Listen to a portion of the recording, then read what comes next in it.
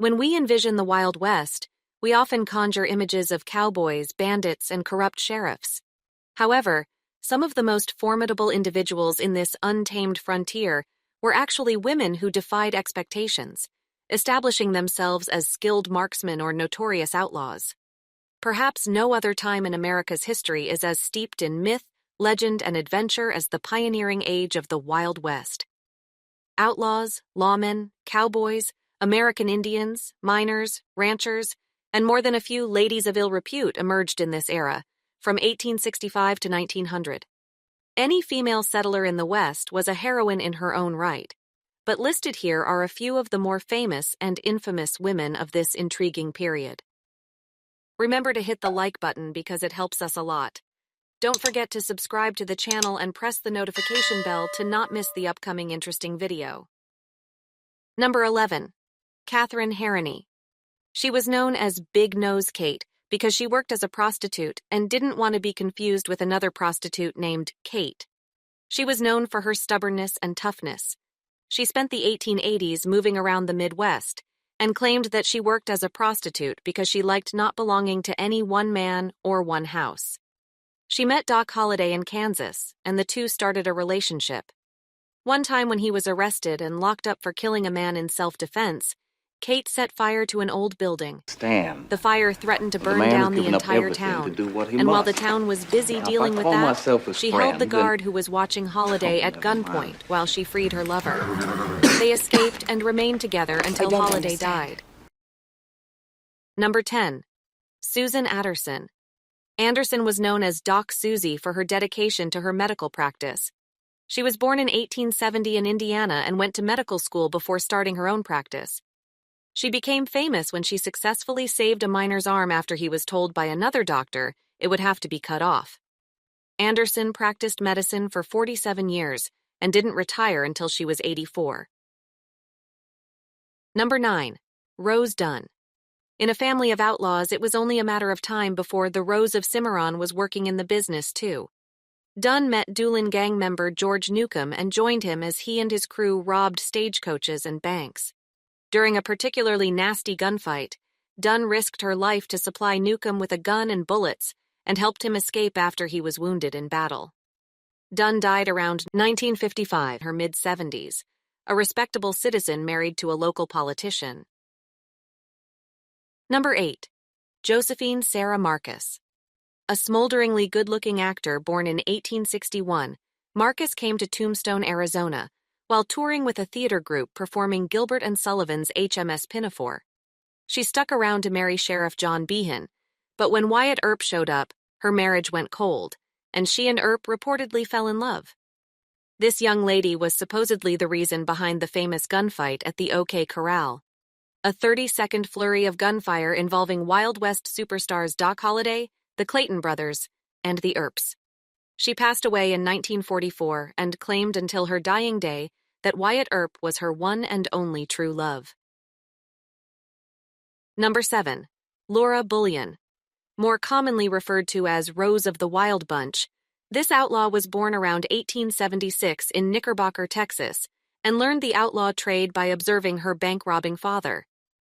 Eventually hooking up with Butch Cassidy and his Wild Bunch, Bullion fenced money for the group and became romantically involved with several members.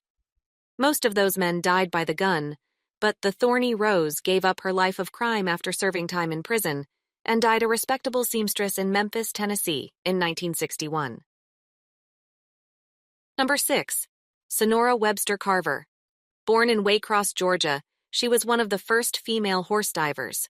Her job was to mount a running horse as it reached the top of a 40-foot, sometimes 60-foot tower, and ride it as the horse plunged into an 11-foot pool of water below. She became the lead diving girl for William Doc Carver's team.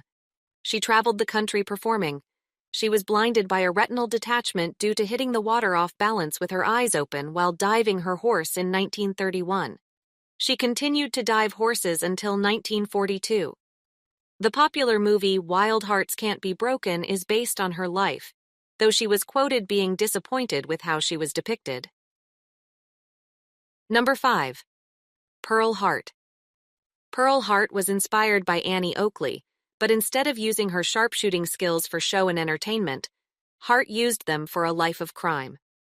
The Canadian-born outlaw is said to have been a cook in a boarding house, while others say she ran a tent brothel near a local mine. When she was low on money, Hart met up with a man named Joe Boot, and the two of them robbed a stagecoach. Hart dressed as a man, and ultimately, they got lost when they ran away. This is one of the last recorded stagecoach robberies in the U.S. They were caught, and during her sentencing, she said, "I shall not consent to be tried under a law in which my sex had no voice in making." She served some of her sentence but became pregnant in prison and was quickly pardoned by the governor. After that, her life becomes a mystery. Number 4. CATHAY Williams. She was the first African-American woman to enlist in the Army, and did so by disguising herself as a man. Though she was hospitalized 5 times, no one ever discovered her secret. She called herself William CATHAY and was deemed fit for duty. After the war, she moved to Colorado and got married. But then her husband stole her money and a team of horses. Williams had him arrested. There are rumors that she owned a boarding house during her time in the West as well. Number 3. Mary Fields. Would-be male thieves didn't stand a chance against Stagecoach Mary, who sported men's clothing, a bad attitude, and 2 guns. Mary Fields was the first African-American woman and the second woman in the U.S. to carry mail, and she was known for hard drinking and quick shooting.